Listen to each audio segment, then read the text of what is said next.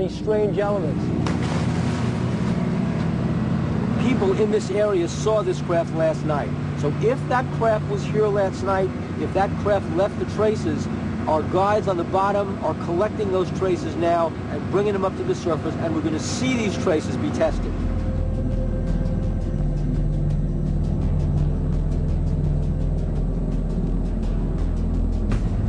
What was the visibility like down there? Very low, like 5 to 10 feet. Yeah, 5 to 10 feet.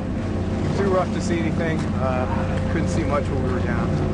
Hopefully Pat's getting some footage, maybe some samples. While Uskert reported that he sensed something peculiar in the water, the conditions prevented him from seeing it. He did, however, collect samples for testing. Couldn't see a thing. Just my flashlight beam going into blackness. If there is someone who wanted a place to hide, that'd be a pretty nice place to hide. Nice and dark, nice and deep. I didn't feel like I belonged there. I didn't feel like I was supposed to be there.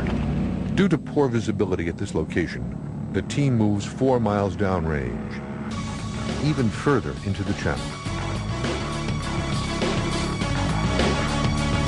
We're going to head out to another spot where, again, if you were trying to camouflage yourself, you're probably sitting right here in the best place to be camouflaged.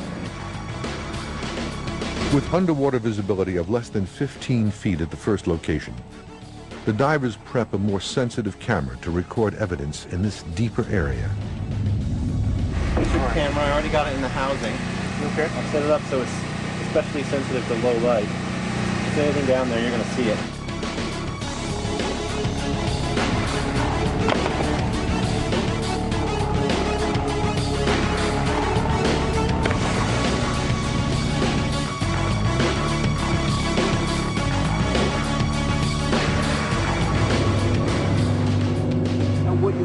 They're taking samples from the bottom of the ocean bed, and they're going to be testing these for radioactive traces and chemical traces.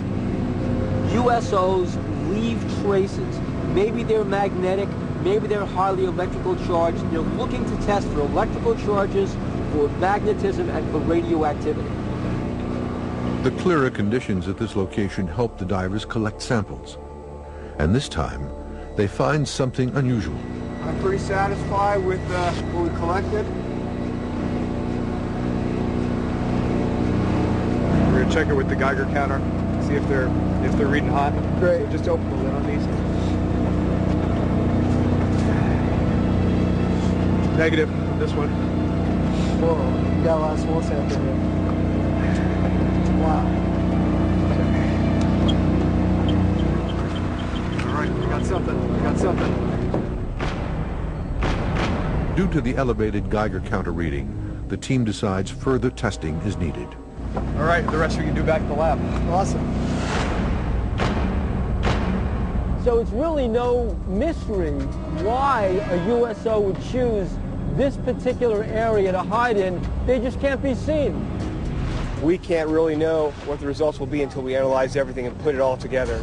But it's all part of the process. What we try to do is test our hypotheses by setting up very controlled experiments, trying to eliminate variables. And out here, it's very difficult to eliminate all these variables that we deal with. So we're kind of on the level of just observing. And if anything comes up strange or worthy of continuing investigation, then we'll certainly be back out here, I think. Kevin will probably agree with me here, right? There's a good probability that they're down there. If you're going to find anything, you got to look. Further testing on the USO sample proved inconclusive. However, due to the initial positive result on sample number 2, a more comprehensive USO dive is planned for the fall of 2006. We got to go back.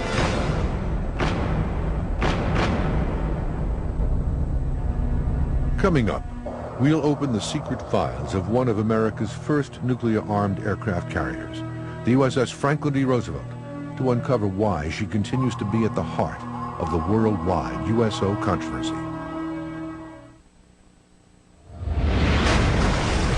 Of the U.S. Navy's many great technical achievements after World War II, few surpassed the dramatic might, power, and capabilities of its Midway-class carrier, the USS Franklin D. Roosevelt.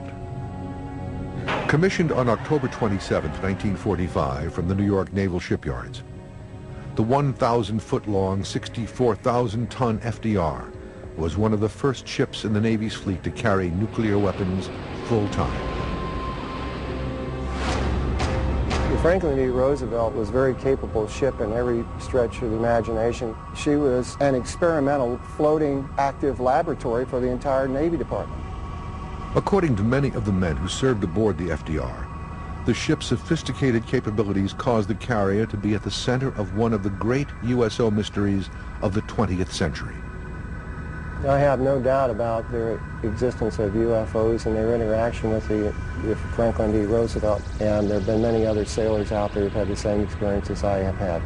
There's probably a good connection with the USS FDR and the nuclear weapons and the UFO sightings. It was a magnet for UFOs.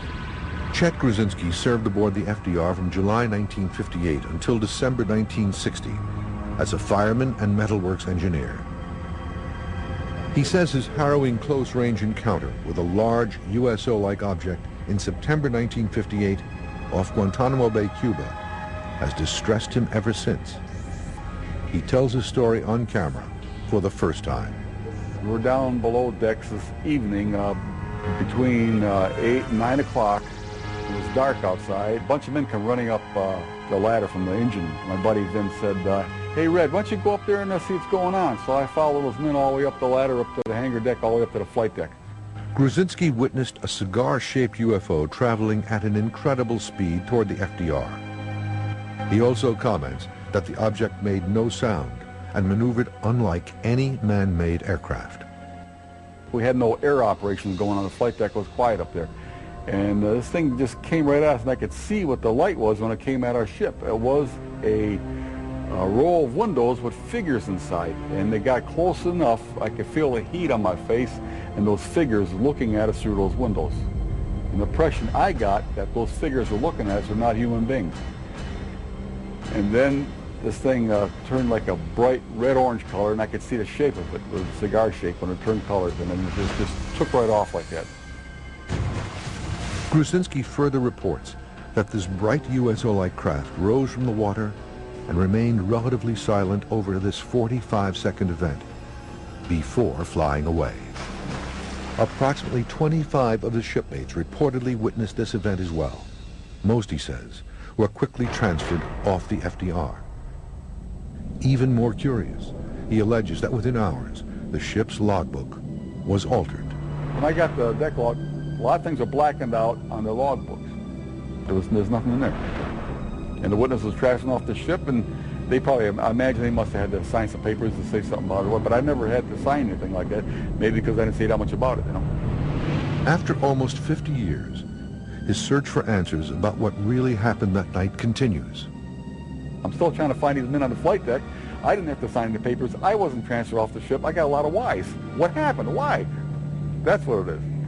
That's why I've been spending all these years of research on it. But Gruzinski is not alone in his belief that he witnessed a UFO while serving aboard the FDR. A second FDR veteran, Harry Jordan, served aboard the FDR from 1962 until 1965 as Seaman First Class. His rating as a radar operator put him in charge of one of the world's most advanced and sensitive radar systems. She also had the capability of jamming rockets, intercontinental ballistic missiles, and even break through some of the countermeasures being put upon us by Soviet bloc countries. While on duty in 1963, Jordan says he became